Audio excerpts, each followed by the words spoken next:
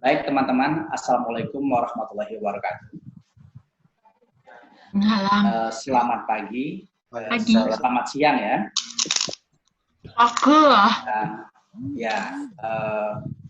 Salam kenal. Dan Pak Wildan, Bu Dewi, saya sebetulnya teman-teman mahasiswa, saya mendengar nama Universitas Hang Tuah ini langsung berasa akrab ya, berasa kembali ke kampus sendiri rasanya, karena nama Hang Tuah memang dekat ya dengan kami di sini. Nama jalan, nama bandara, nama macam-macam. Hang Tuah, Hang Lekir, Hang Jebat, Hang Lekiu, Hang Kasturi, gitu ya. Jadi dekat sekali. Oleh karena itulah kemarin begitu Bu Dewi menghubungi saya, kita berbagi dong cerita tentang praktek atau tata kelola pemerintahan di Natuna. Saya langsung oke, walaupun saya tahu mungkin penyajian saya nggak bakal sebaik Pak Wildan ya, yang sehari-hari memang sudah dosen ya. Saya praktisi, jadi mungkin kalimatnya teman-teman mahasiswa harap maklum saja lah ya. Berbaginya yang penting esensinya ketangkep aja lah. Jadi gini teman-teman, saya bisa share ini ya.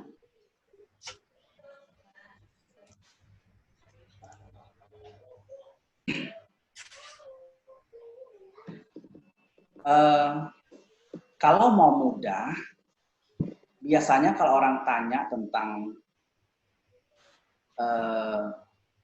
alat untuk menggambarkan tata kelola pemerintahan secara cepat, biasanya alat paling mudahnya itu adalah LPJ Bupati,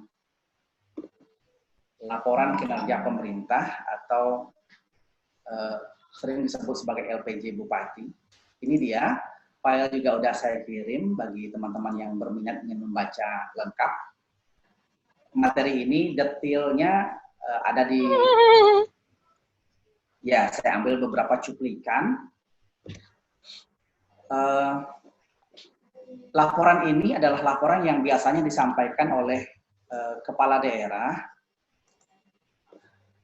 kepada masyarakatnya melalui DPR, jadi bupati, DPRD, atau wali kota, atau gubernur, atau juga pemerintah pusat ada ya setiap tahun sekali itu, yang biasanya menjadi tempat bagi kepala daerah untuk menyampaikan prestasi-prestasinya. Jadi dia sudah mencapai ini, mencapai ini, mencapai ini. Jadi tempat dia jualan lah. Dulu bahkan teman-teman tahu mungkin LPJ Bupati ini atau Bupati kepala daerah ini bisa menjadi alat untuk sampai ke proses impeachment, dimakzulkan kalau memang laporan ini tidak diterima dulu sekali. Jadi di sini dapat digambarkan macam-macam indikator. Kalau yang file saya kirim itu kira-kira 130 halaman ya. Jadi ada pertumbuhan ekonomi di situ, ada pendapatan per kapita, pengangguran terbuka, angka kemiskinan, transparansi pemerintah, angka harapan hidup dan lain-lain, ada angka di situ. Kalau saya sedang berbicara di depan publik Natuna, mungkin angka-angka seperti ini akan saya kemas sebagai keberhasilan, karena angka-angkanya memang relatif baik. Misalnya angka pertumbuhan ekonomi 6,4% misalnya, itu tentu lebih baik dibanding pertumbuhan ekonomi nasional kita ya yang 5,02% sekarang ini, atau di Surabaya yang agak lebih baik 5,2%. Pendapatan per kapita yang juga lebih tinggi dari nasional misalnya. Angka-angka itu angka-angka yang layak dikemas sebagai jualan bahwa pemerintah berhasil. Tetapi karena kita hari ini data ini menjadi konsumsi kampus, Maka saya bersama Anda, saya bersama adik-adik sekalian, untuk mencoba mengkritisi tiap-tiap angka statistik ini, apakah betul mencapai tujuan pemerintahan yang paling esensial. Jadi, sebagaimana teman-teman tahu kan, atau yang saya tahu, pemerintahan itu kan secara tradisional mengerjakan 3 hal nih, pembangunan, layanan sosial, kesejahteraan. Berarti tentu saja seharusnya seluruh angka-angka statistik yang ada pada laporan pemerintahan tiap tahun itu menyentuh pada indikator esensial itu. Jadi apakah pertumbuhan ekonomi yang tinggi sudah senyatanya sampai kepada mayoritas masyarakat, misalnya begitu. Nanti kita telisik satu persatu. Jadi mudah-mudahan dengan gambaran itu dapat membantu teman-teman atau adik-adik mahasiswa untuk memotret apakah Natuna ini adalah contoh baik sebuah tata kelola pemerintahan yang berhasil memerankan kelembagaannya secara efektif untuk mencapai kesejahteraan, atau justru sebaliknya. Contoh baik juga sebagai pemerintahan yang mungkin gagal ya, mengefektifkan tata kelola pemerintahannya melalui kelembagaan sehingga tidak tercapai itu kesejahteraan masyarakatnya. Saya kira gitu. Mudah-mudahan nanti gambaran yang kita ulas secara singkat. Halo, Ilzi, masih dengar suara saya? Lanjut Pak. Ini ya, soalnya jaringannya agak bagus. Mudah-mudahan dapat memotret ya nantinya. Kita lihat. Teman-teman sekalian, untuk memulainya, saya ingin memperkenalkan kepada adik-adik sekalian siapa itu Natuna. Itu dia. Natuna adalah sebuah daerah baru yang dibentuk. Kalau negara mungkin baru ya, 20 tahun umurnya. Tapi kalau daerah mungkin nggak baru-baru amat ya, seharusnya sudah mulai banyak yang akan dikerjakan. 20 tahun umurnya, letaknya di sini. Laut Cina Selatan. Sekarang sudah kita rubah namanya melalui Perpres kemarin. Namanya Laut Natuna Utara. Sedang diperjuangkan oleh pemerintah Indonesia agar nama itu diakui secara internasional ya, karena penamaan juga teman-teman tahu tidak segampang itu ya. Kalau andaikan tanpa Natuna, maka Indonesia di kursor saya, ini ujung Malaysia, Kalimantan, ini Riau, ini dia, Indonesia. Tuh. Dengan adanya Pulau Natuna, maka Indonesia menjadi begini. Ini dia. ZEE kita berubah menjadi begini. Luas Pulau Natuna itu sebesar Pulau Batam, sebesar Pulau Singapura, lebih kurang lah segitu. Tidak sebesar Surabaya, kota Surabaya, jadi 2-3 ribu kilometer persegi. Tetapi di kepulauan ini ada 273 pulau yang sebagian besar, yang sebagian belum ada penghuninya. Jadi, ya, belum ada penghuni. Jadi kalau misalnya nanti Pak Wildan berminat pengen beli pulau misalnya, masih ada tuh Pak pulau kosong di Natuna. Lalu apa yang unik dari situ? Mungkin karena letaknya yang menjorok ke tengah laut ini, membuat beberapa negara mengklaim yang paling terekspos tentu saja Cina. Apa yang membuat diklaim? Kalau kita tinjau berarti ada keunggulan apa Natuna itu? Untuk memancing teman-teman mahasiswa agar mau searching lebih jauh tentang Natuna, saya pakai beberapa artikel nih. Kalau saya tampilkan data-data statistik nanti takutnya adik-adik mahasiswa ngantuk ya. Jadi 4 artikel nih, kita anggap saja sebagai 4 keunggulan gitu.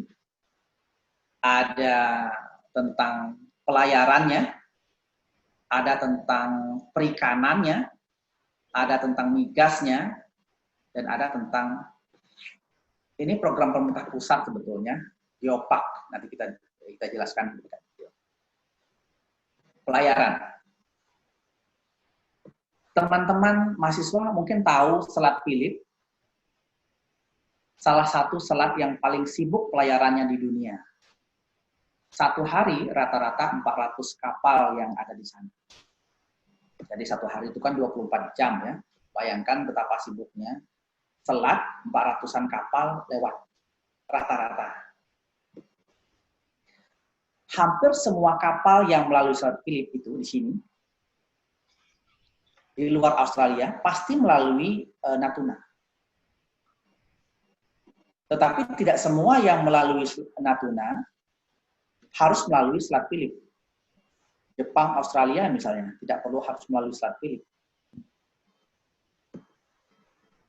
Singapura contoh baik yang memanfaatkan posisi itu bagi pertumbuhan ekonominya. Natuna bagaimana? Nanti kita cek apakah keunggulan itu telah berdampak bagi pertumbuhan ekonomi Natuna. 1. Pelayaran. Kedua, ikan. Orang Natuna itu sebagian besar kerjanya nelayan dan potensi perikanannya memang paling besar. Jadi di mana? Di dunia.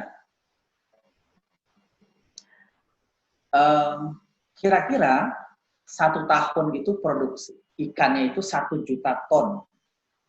Itu besar ya. Di sini. Teman-teman tahu tempat pelelangan ikan terbesar di dunia itu ada di Jepang kan? Jadi kalau pernah dengar kan ada namanya Tsukiji, itu yang besar-besar. Sebagian besar ikannya berada pada laut ini, Laut Natuna ini. Jadi kalau kita gambarkan dengan rupiah, mungkin angkanya kira-kira gini. Ikan Natuna itu variasi ya jenisnya, mulai dari yang rendah 2.000 per kilo sampai 2 juta per kilo. Harga Natuna ya ada. Jadi kalau nanti setelah ini teman-teman mahasiswa pengen searching ikan Napoleon misalnya, harga per kilo berapa gitu.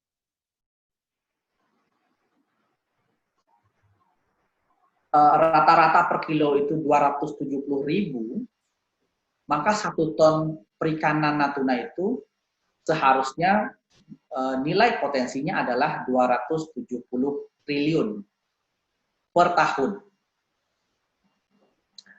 Potensi sangat besar. Nanti kita lihat apakah potensi yang sama, yang itu juga tadi, berkontribusi pada pertumbuhan ekonomi Natuna. 3. Migas. Kita ambil gasnya. Karena minyak kan kita sudah net importir ya sebetulnya. Jadi gas. Hari ini kan Indonesia masih eksportir gas ya. Peringkat 13 dunia. Dengan 140-an triliun kaki kubik. 40% migas Natuna itu, migas Indonesia itu, gas maksudnya, bukan minyak ya, itu berasal dari lokasi ini. Nah, karena itulah sebetulnya bagi hasil 1,5 triliun bagi Natuna atas produksi gasnya itu seharusnya tidak segitu, minimal APBD-nya sama dengan Surabaya mungkin. Surabaya berapa ya? 9,5 ya triliun. Karena undang-undangnya mengamanatkan seperti itu. Dengan sumur baru yang ada, maka ditemukan sumur baru ya, kita mungkin akan menjadi produsen keempat mungkin gas dunia. Mungkin belum sampai sebesar negara-negara Arab ya, atau negara-negara Balkan, Iran, Arab Saudi, Rusia, dan seterusnya. Tapi ini besar dan 40%-nya ada di situ. Nanti kita cek juga, lalu apa hubungannya dengan pertumbuhan ekonomi Natuna. Terakhir, ada geopark. Saya sebetulnya kurang mengerti pemerintah menetapkan sebagai destinasi wisata Natuna itu. Kalau saya sih lihatnya nggak ada yang luar biasa ya, karena wisata kan bukan semata-mata soal destinasi ya, tapi juga transportasi dan lain-lain. Jadi karena banyaknya pelayaran sejak dulu, banyaknya harta karun orang sini bilang, jadi dinasti Ming, tenggelam kapal, jadi seperti itulah. Jadi UNESCO itu menetapkan, Indonesia menetapkan sebagai geopark nasional. Nah teman-teman, minimal seharusnya ini potensi. Yang harusnya juga pertumbuhan ekonomi dikontribusikan oleh sumber-sumber atau sektor-sektor ini.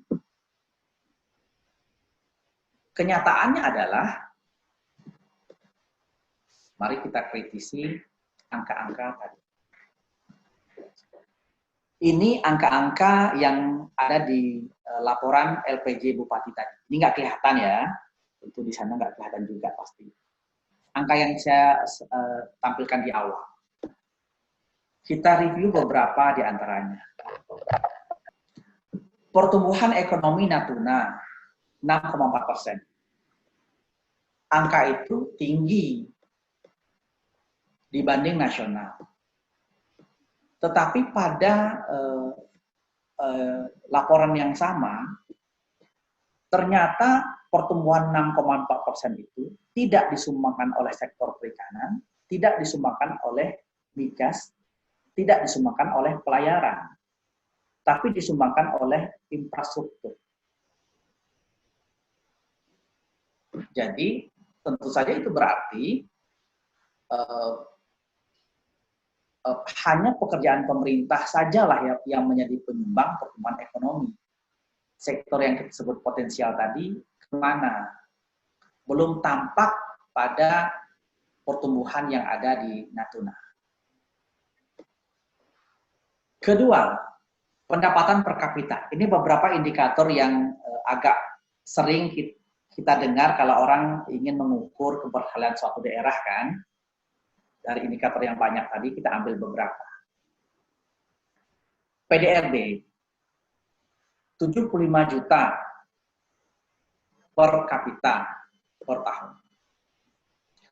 Angka ini cukup tinggi, relatif tinggi kalau kita bandingkan dengan nasional 59 juta. Tentu kalau kita bandingkan dengan negara tetangga di sini jauh ya.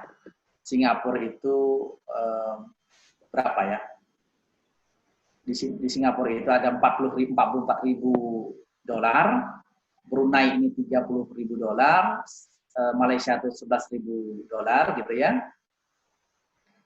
Tapi untuk Indonesia, kalau kita rupiahkan, Natuna itu 75 juta PDRB-nya sudah relatif tinggi dibanding PDRB atau pendapatan per kapita kita di Indonesia. Tetapi kalau kita kritisi angka ini, kan menggambarkan betapa sejahteranya orang situ kan seharusnya. 75 juta per tahun, per orang berbelanja. Tapi data yang sama menunjukkan bahwa sumbangsih sektor perikanan pada PDRB adalah 5%.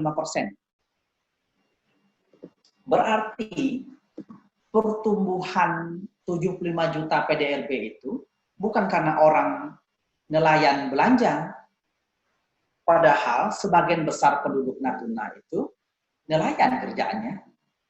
Berarti bukan nelayan yang berpengeluaran yang menyebabkan PDRB 75%. Jangan-jangan pendapatan nelayannya nggak nyampe separuh dari PDRB. Sehingga angka statistik ini berarti belum sampai kepada esensial tujuan pemerintahan yang kita sebutkan di awal tadi. Ya memang ya, urusan distribusi pendapatan itu masalah klasik ya. Bahkan negara pun mengalaminya. Kita kenal indeks Gini rasio itu misalnya jadi masalah kita bersama. Tapi untuk ukuran sebuah daerah yang penduduknya nggak sampai 100.000, bandingkan penduduk Surabaya 9,5 juta kan? 2,7 juta ya? Sudah 5 juta Pak Sofyan terakhir. Wow, luar biasa. Jadi Natuna itu nggak sampai 100 juta, 74.000 penduduknya. Seharusnya tentu ketimpangan itu lebih gampang dari Surabaya untuk diatasi. Tapi kenyataannya PDRB yang tinggi 75 juta itu hanya disumbangkan 5% saja oleh sektor nelayan. Berarti orang kampungnya nggak nyumbang banyak tuh pada pendapatan per kapita di Natuna. Itu gambaran yang kedua. Indikator ketiga, ada IPM, Indeks Pembangunan Manusia.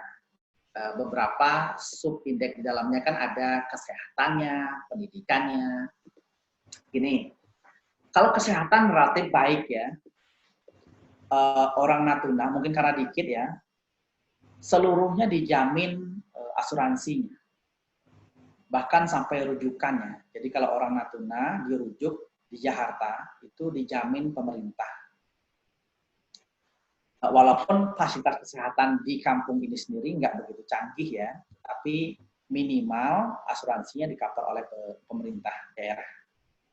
Memang sekarang BPJS sudah akan mengambil alih, tapi selama itu belum mengambil alih, pemerintah selama ini menjalankan jaminan seperti itu. Tetapi berbeda dengan pendidikan. Dari data ini, angka lama sekolah itu 13 tahun. Berarti rata-rata 1 SMA ya. Udah lumayan tinggi lah. Tetapi masalahnya, kan pendidikan yang baik itu katanya harus link and match dengan pasar kerja. Kita ngomong di awal tadi, potensi Natuna, perikanan, migas, pelayaran, gitu.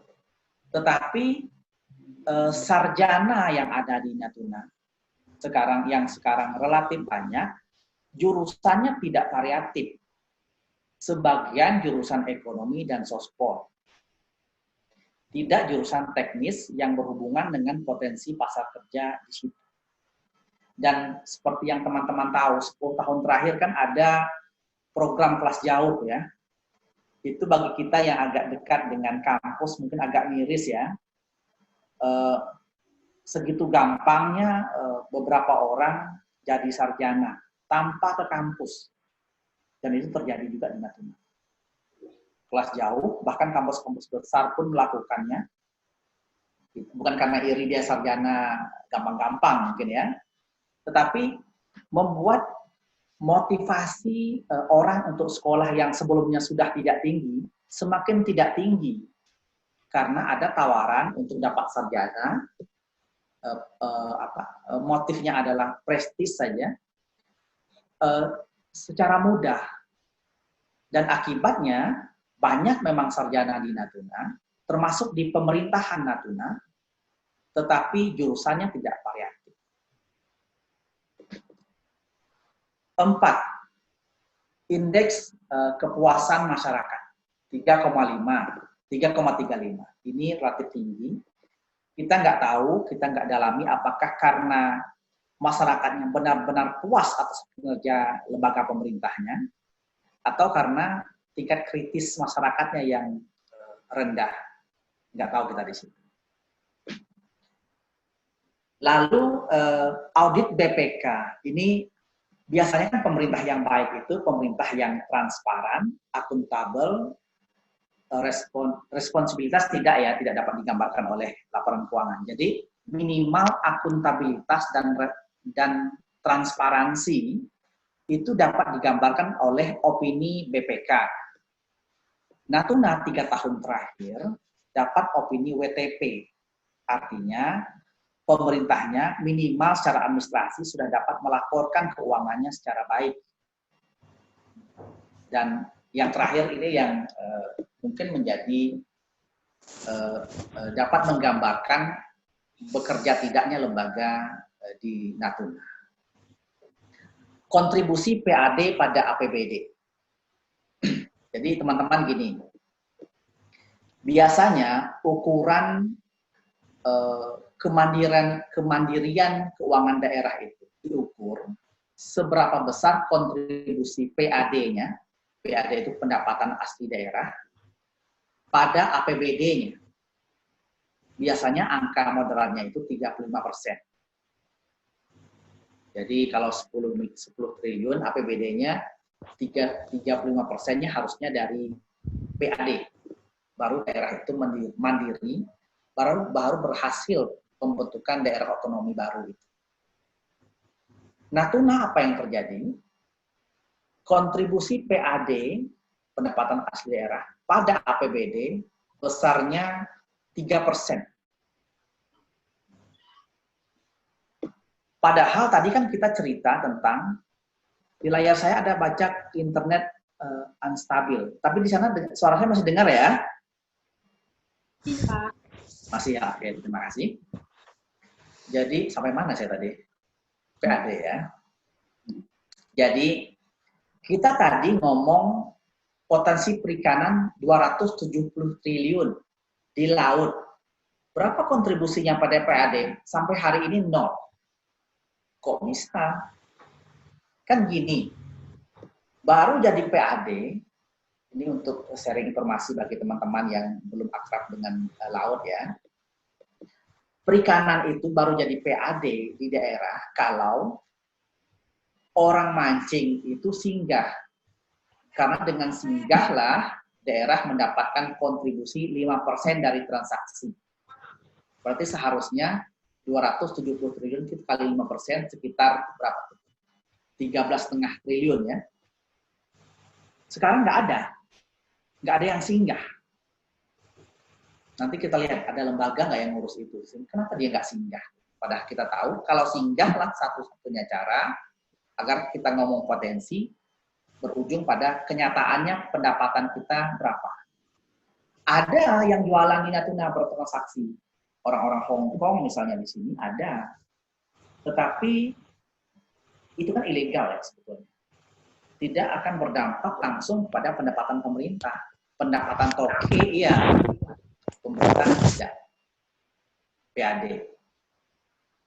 Lalu migas. Migas bagi hasil itu pendapatan transfer pusat. Tapi PAD baru dapat migas itu kalau ada pajak daerah, pajak PBB, bumi dan bangunan, pajak restoran, pajak pengelolaan air, macam-macam pajak lainnya, baru juga terjadi kalau base camp-nya di tanah ini.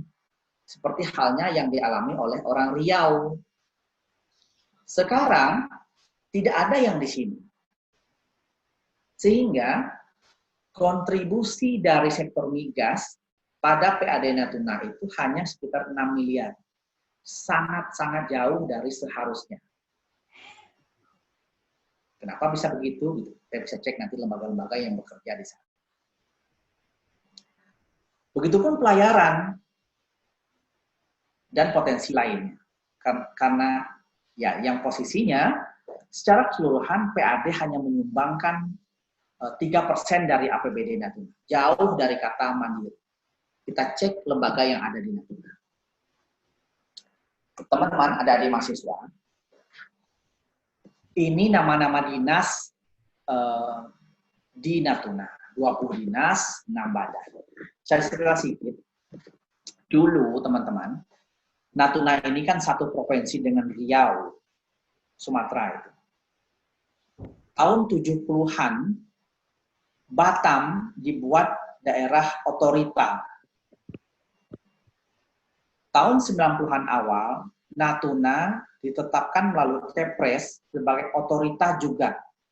Otorita Natuna. Tetapi begitu reformasi, ada undang-undang otonomi daerah, maka Batam masih jalan otoritanya. Natuna tak jalan karena ditolak. Anti demokrasi. Ya kalau di Batam itu kan semua tanah dikuasai negara, kan gitu ya di Batam itu. Jadi nggak bisa kita beli tanah. Kalau Pak Wildan mau beli tanah di Batam, nggak bisa tuh Bang. Semua tanah dikuasai negara. Ya anti demokrasi lah. Sehingga tidak jalan dan pemerintah daerah sebagaimana layaknya kabupaten kota 514 kabupaten kota di Indonesia lah yang ada dinas-dinas yang mengelola. Uniknya dinas-dinas di Natuna ini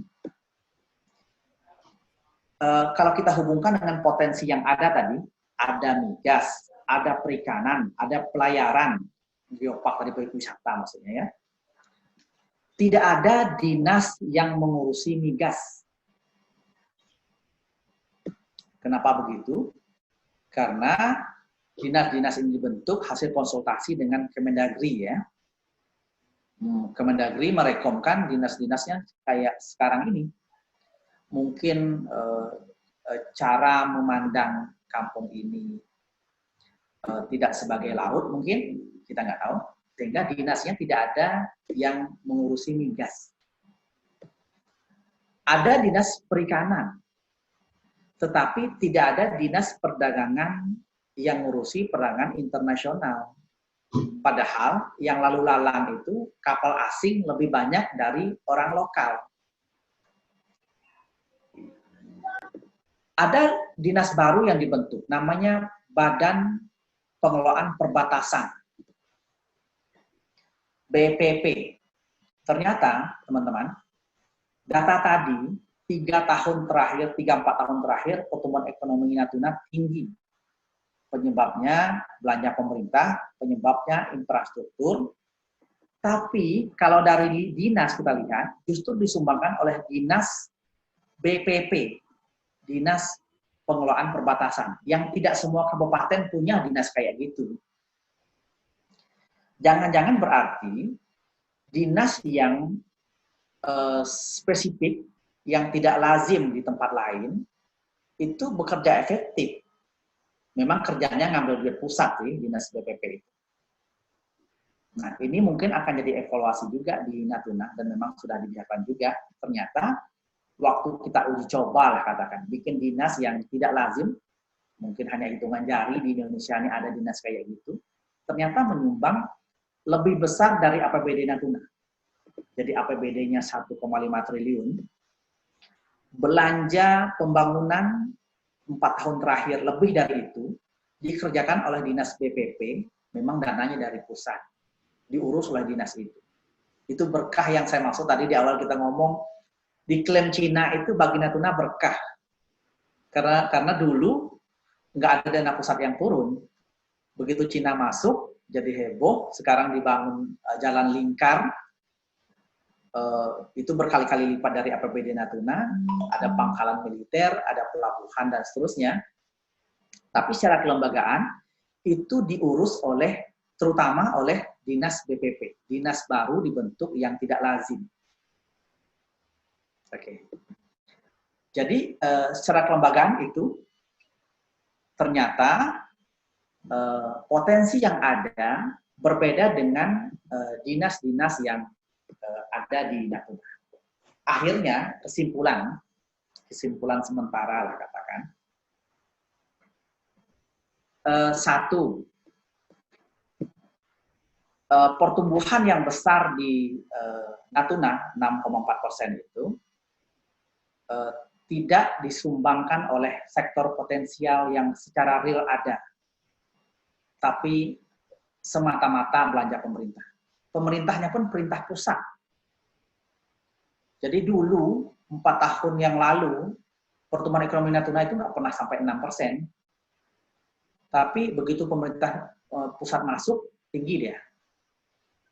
2, PDRB per kapita yang tinggi itu bukan nelayan penyumbangnya. 3, dan terakhir, ternyata potensi yang ada berbeda dengan nama-nama dinas yang ada di Natuna. Itu kondisinya di kampung saya sebagai tinjauan kondisi empiriknya. Mungkin tinjauan teoritisnya teman-teman lebih mendalami dibanding saya. Itu mungkin yang saya dapat gambarkan, mudah-mudahan dapat dipotret melalui tinjauan yang kritis atau teoritis kita. Itu saja dulu, Mbak Yosi. Saya akhiri dulu. Terima kasih. Assalamualaikum warahmatullahi wabarakatuh. Waalaikumsalam warahmatullahi wabarakatuh. Biasanya Bapak